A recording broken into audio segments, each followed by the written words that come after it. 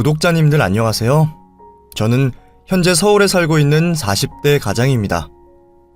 눈에 넣어도 아프지 않은 하나의 아빠이기도 하고요. 하지만 아내는 없습니다. 이유는 바로 몇 달 전에 서류 정리까지 완벽하게 끝낸 상태거든요. 그래서 그 기념으로 오늘 제 이혼의 이유에 대해서 상세히 이야기하려고 합니다. 일단 전 어린 시절에 부모님이 이혼하셨어요. 사정이야 모르지만 저는 그 이혼 과정에서 많은 상처를 받았습니다. 드라마나 영화에서는 부부가 아이의 양육권을 가지려고 싸우곤 했는데 저는 그 반대였어요. 엄마도 아빠도 이혼 후 모두 재혼을 할 예정이었기 때문입니다. 저를 서로가 데리고 가지 않겠다고 하다가 결국 합의를 한 게 3개월씩 돌아가면서 키우는 거였어요. 그 당시 제 나이는 겨우 7살이었죠. 처음에는 나름의 규칙이 있어서 잘 지켜지는 듯 했습니다. 하지만 그게 딱 반년이 넘어가자 상황은 교묘하게 바뀌기 시작했죠. 먼저 엄마의 경우는 재혼한 상대 남자에게 제 또래의 남자아이가 있었는데 문제는 일부러 저와 그 아이를 차별했다는 겁니다. 마치 자신이 낳은 아이는 아니지만 더욱 챙겨준다는 걸 상대 남자에게 보여주고 싶어 하던 말이죠. 물론 그때는 그 상황을 이해하지 못했지만 지나고 보니 그게 확실하다는 걸 깨달았어요. 우리 준수는 이렇게 밥도 잘 먹는데 넌 대체 그게 뭐야? 애가 왜 저렇게 까탈스러운지 딱 지 아빠랑 똑같아서 크면서 점점 닮아가는 걸 보니까 내가 속이 다 울렁거린다니까. 얘 친아빠 말이야? 그렇게 닮았어? 지금이야 점잖은 척하지만 어릴 때는 너무 똑같아서 소름이 끼친다니까요. 우리 준수 정도만 됐어도 내가 그냥 키웠지. 근데 제가 크면 그 핏줄 어디 가겠어요?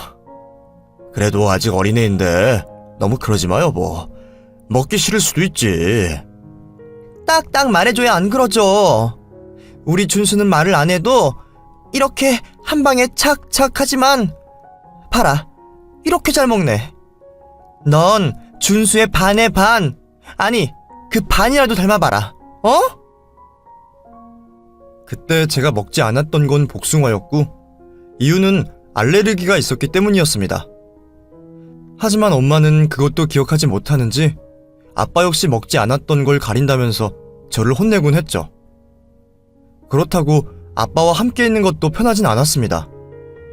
아빠는 새엄마에게 저를 맡긴 상태로 신경조차 쓰지 않았고 저는 매일 새엄마에게 두들겨 맞아야 했거든요. 이유는 없었습니다.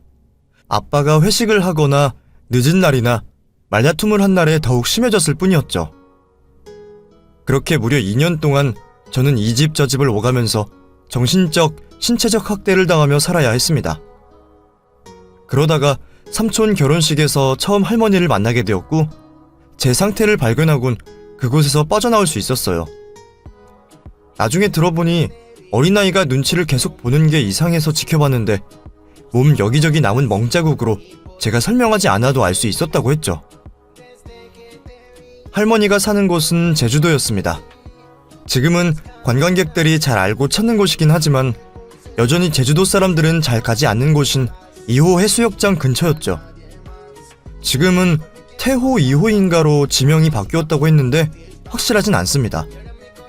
어쨌든 거긴 모래가 어둡고 물도 더러운 편이라 그때 당시만 해도 낚시하는 사람들만 종종 보일 뿐 관광객들도 얼마 없었죠. 솔직히 바다 근처에 살게 된 초반에는 너무 좋았습니다. 하지만 그것도 하루 이틀이지 저는 도통 적응을 하지 못했었어요. 일단 오래된 집과 화장실이 고역이었죠. 저는 살면서 본 적 없는 푸세식 화장실이 있는 곳이었고 습해서 그런지 벌레가 굉장히 많았습니다. 하지만 무엇보다 불편한 건 제주도 특유의 사투리였죠. 툭툭 던지면서 끊기는 그 사투리의 특성상 이 사람들이 화를 내는 건지 아니면 짜증을 내는 건지 애매한 경우가 많았습니다. 그리고 늘 자신들과 무태서 내려온 사람들을 구분짓곤 했었어요. 저에게 육지아이 혹은 육지것이라고 부르곤 했죠. 여기가 많이 불편하지? 서울에서 살다가 얼마나 힘들겠어. 할머니가 미안해. 할머니가 서울에 살면 안 될까? 왜? 할머니랑 살기가 싫어? 아니야. 할머니는 너무 좋은데 제주도가 싫어. 제주도 사람들은 날 싫어해. 그런 거 아니야. 여기 있는 사람들이 툭툭거려도 그냥 말투가 그런 거야. 바다에서 일하는 사람이 많아서 목소리도 크고 길게 말하면 알지 못하니까 센 소리로 끝을 내니 듣기가 그런 거지. 그래도 싫어. 근데 할머니는 좋으니까 서울 가서 살면 좋을 것 같아. 어린 마음에 그렇게 말을 하긴 했지만 그게 불가능하다는 걸 모르진 않았습니다. 할머니는 해녀였고 바다를 그 누구보다 좋아하는 사람이었어요.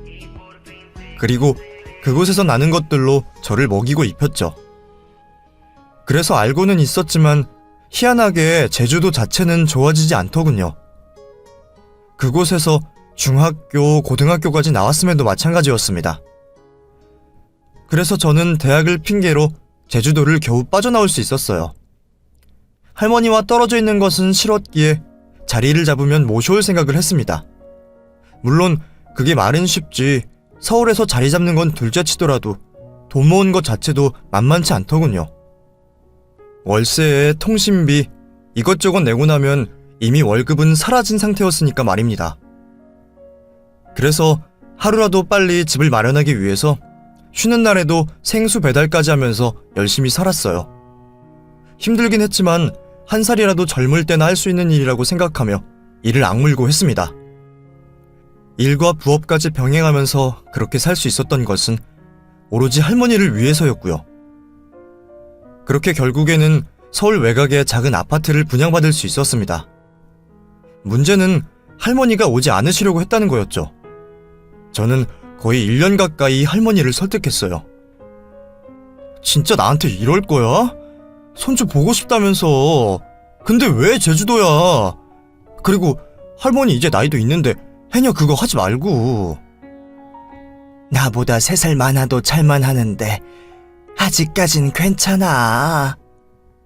거기 아프면 갈만한 제대로 된 병원도 없잖아. 어? 서울이 훨씬 좋아. 제주도에 왜 병원이 없어? 제주대 병원도 있는데. 그래도 여기가 더 크잖아. 교통편도 불편한데 거기 굳이 있을 이유가 뭐야? 어? 할머니, 내가 집 마련했다니까? 주변에 공원도 있고 수영장도 있어서 할머니 시간 보내기 너무 좋아. 일하던 사람이 일 그만두면 아프다. 더 살고 싶어서 일을 한다는 건데 고집을 왜 부려? 그럼 이렇게 하자. 내가 일 그만두면 올라가면 되잖아. 어? 진짜지? 어? 약속할게. 약속. 알았어요. 대신 몸 조금이라도 안 좋으면 바로 말해. 어? 솔직히 속이 많이 상하긴 했지만 할머니가 일을 그만두고 다른 평범한 할머니처럼 사는 것이 상상이 안 되긴 했었어요. 여자의 몸이지만 늘 자신의 일에 자부심이 있는 분이었기에 저 역시 강제로 모시고 올 수도 없었죠. 그래도 언젠가는 함께할 날을 꿈꿨고 당시 만나고 있던 여자에게도 결혼 이야기가 오갈 때 미리 이야기를 했습니다. 다행히 그 사람도 제가 할머니에 대해서 어떻게 생각하는지 알았기 때문에 흔쾌히 허락을 했고요. 당연한 거 아니야? 몇 번이나 말하지 않아도 난 괜찮다니까. 그래도 보통 여자들은 싫어하잖아. 그래서 계속 말하는 거지. 근데 난 생각이 좀 달라. 오빠네 할머니가 존경스럽거든. 그 연세에도 열심히 자기 일 하시고 진짜 대단한 것 같다는 생각이 들어. 그런 부지런함은 오빠가 물려받은 것 같기도 하고. 내 인생 최고의 칭찬이네. 할머니 닮았다는 말 말이야. 그렇잖아. 이렇게 젊은 나이에 벌써 집이 있고 거기다가 일도 하고 부업도 하고. 그게 말이 쉽지. 세상에 그렇게 하는 사람이 몇이나 되겠어? 이직하고 연봉 올리려고 자격증까지 따고. 할머니랑 같이 살려고 하다 보니 마음이 급해져서 그랬지. 그건 시간이 약간 더 뒤로 미뤄졌을 뿐이지. 지금처럼 우리 열심히 벌고 모으자. 응? 그래, 그래야지. 아내는 저의 성실함에 반해서 결혼을 결심했다는 말을 자주 했습니다. 그리고 우리는 닮은 점이 있었죠. 바로 아내의 부모님 역시도 이혼을 했다는 거였어요. 그래서 가치관 자체가 비슷한 부분이 있었죠. 물론 저는 어린 시절의 경험 때문에 이혼 자체에 대한 걱정이 많았고, 아내와 처가 식구들은 약간 결이 달랐습니다. 어린 시절부터 장인어른이 바람을 많이 피웠다고 하더군요. 때문에 장모님, 처제까지도 남자 자체를 믿지 않았고, 결혼 허락을 받을 때까지도 오랜 시간이 걸렸을 정도였습니다. 하지만 저는 그런 감정을 이해했고 받아들였기에 다행히 큰 문제 없이 가족으로 받아들여졌어요. 그렇게 순탄하게 2년 정도의 신혼을 보냈고 3년 차에 저희는 계획한 것처럼 임신에 성공하게 되었습니다. 그 전까지는 아내도 일을 하고 있었고 저는 일에 부업까지도 여전히 하고 있었는데 아이를 낳고 난 이후가 문제가 되었죠. 부업을 그만두겠다니? 한 살이라도 젊을 때 하는 게 맞다며. 그런데 이제 와서 그만둬? 지금 내가 어린 나이도 아니잖아. 그리고 직급도 올라서 꼭 생수 배달을 할 필요까진 없어. 그리고 아이랑 같이 있어주는 게 좋다고 생각한 것도 있고. 아이랑 같이? 오빠, 얘는 어려서 누구랑 있어도 기억도 못해. 그리고 막말로 내가 지금 일을 휴직하고 쉬고 있는데 오빠까지 같이 쉬게? 그럼 돈은? 생활비는? 여보, 내가 못 버는 게 아니잖아. 나 정도면 보통 사람보다 연봉 높아. 그리고 진짜 내 몸이 이전 같지가 않아. 이제 나도 40대야. 40대고 50대고 가장은 그러면 안 되는 거야. 알아? 할머니 모신다고 할 때는 미친듯이 일을 악물고 하더니 아이 아빠가 되니까 나 몰라라? 그게 아빠야? 오빠는 능력 없는 아빠가 되고 싶어? 내가 아이를 돌보는데 뭘 갑자기 애랑 시간을 보내겠다고 난리야. 내가 어릴 때 아빠랑 추억을 많이 만들지 못해서 그래. 그게 한이 되니까.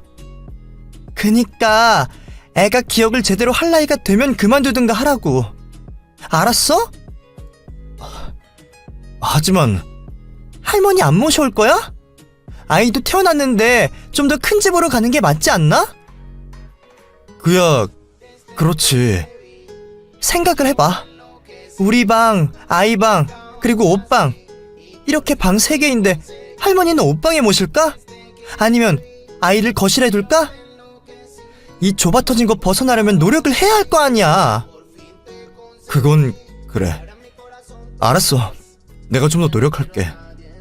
힘들면 생수 말고 배달이나 아니면 대리라도 뛰던가. 부업을 꼬박 15년을 했지만 솔직히 나이 앞자리 수가 바뀌니 힘들긴 했습니다. 하지만 결코 힘들어서 그런 게 아니라 정말 아이와 함께할 시간을 늘리고 싶었던 거였죠. 일을 하는 평일은 몰라도 주말까지 아이와 함께 있지 못하는 건 많이 미안했거든요.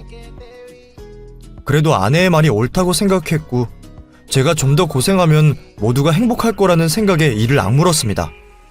단 하루도 쉬는 날이 없었어요. 아주 가끔 회사에서 연차를 쓸 때는 가족여행을 가야 했죠. 하지만 이상하게도 아내는 제주도에는 절대로 가고 싶어 하지 않았습니다. 오빠도 제주도 가는 거 별로 안 좋아하잖아. 나도 그래. 근데 당신은 친구들이랑은 여행 가고 그랬다며. 좋다고 할 때는 언제고. 할머니가 우리 아들 보고 싶어해. 그리고 당신도 한번 같이 오면 좋겠다고 했고. 근데 그건 언제라도 갈 수 있잖아. 내가 이번 여행은 계획을 다 해놨다니까? 꼭 거기 가고 싶어서 그래. 내년에 가면 되잖아. 거기 간다고 집이 사라지길 해? 어? 그래도 우리 결혼할 때 한 번 보고 할머니 못 배워서 이번에는 꼭 가야겠다고 생각했어. 몰라. 우린 부부잖아. 상의를 했어야지. 상의를 왜 안 해?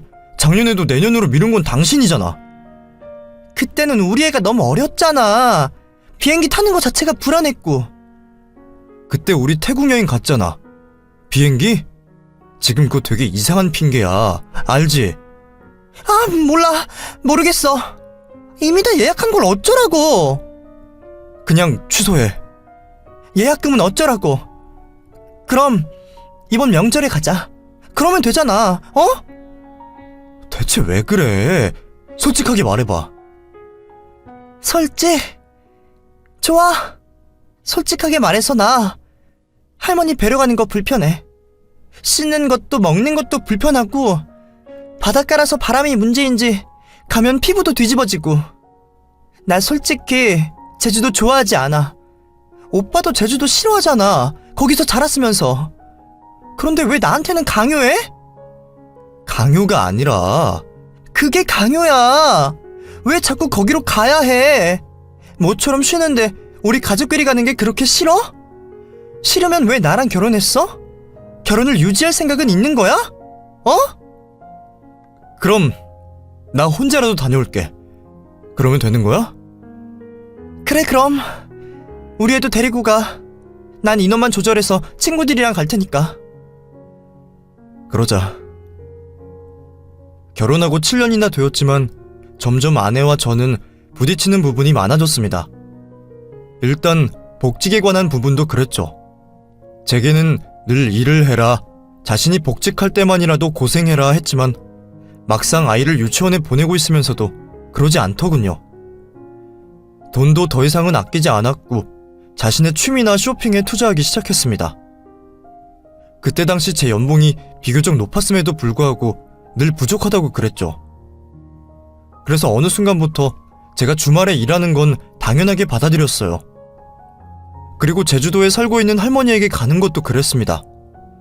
명절이나 생신은 물론이고 휴가에서도 언제나 한 발 먼저 다른 곳을 예약해버리곤 했어요. 제가 시부모가 있는 것도 아니고 그 사람이 시집살이를 하는 것도 아닌데도 시자 들어가는 곳 근처도 가기 싫어했죠.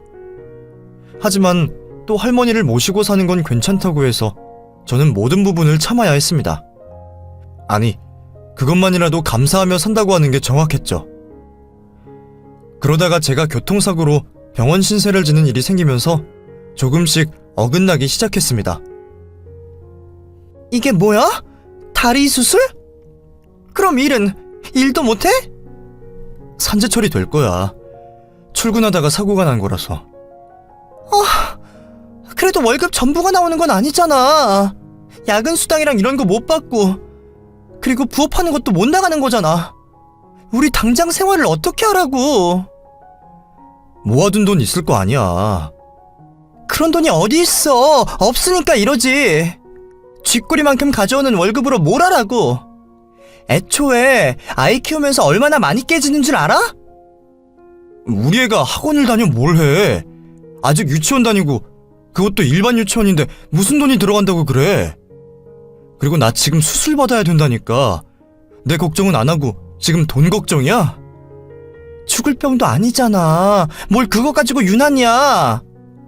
어른이 되어서 777 못하게 교통사고라니. 가장이면 가장답게 좀 정신을 차리지 그랬어. 여보, 말이 너무 심한 거 아니야? 내가 사고 냈어? 상대차 과실이었어. 그래도 싹 피했어야지. 이게 뭐냐고. 앞으로 나랑 애는 어쩌라고. 어?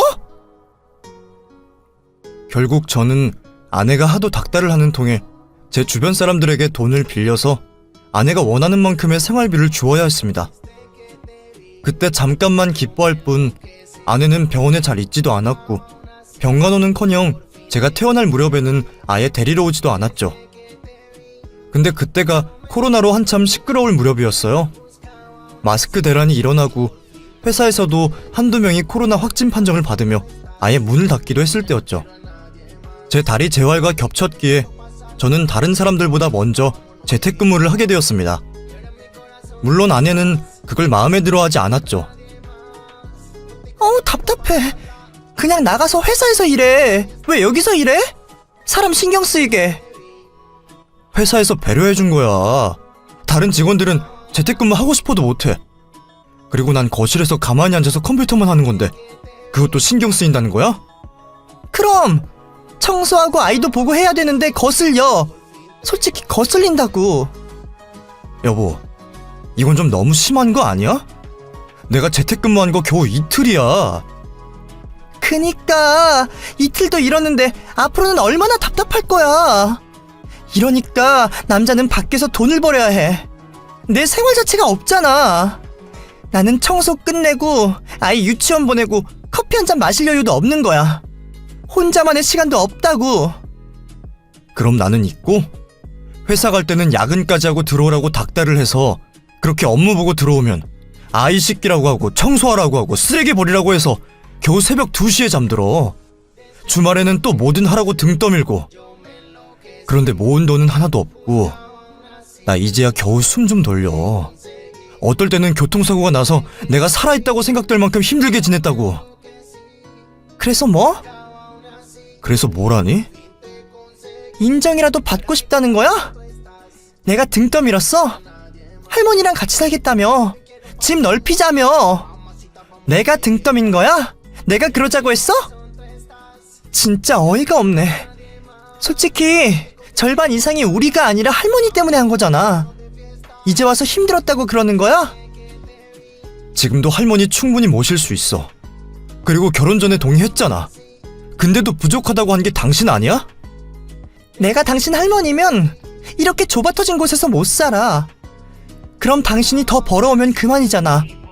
솔직히 나 같은 여자가 어디 있긴 해? 할머니 모신다는 건 좋다고 했잖아. 이런 조건에도 결혼해준 나한테 감사해야지. 그럼 모았어야지. 대체 그 돈이 다 어디로 간 거야? 그러게. 너무 작아서 어디 썼는지도 모르겠네.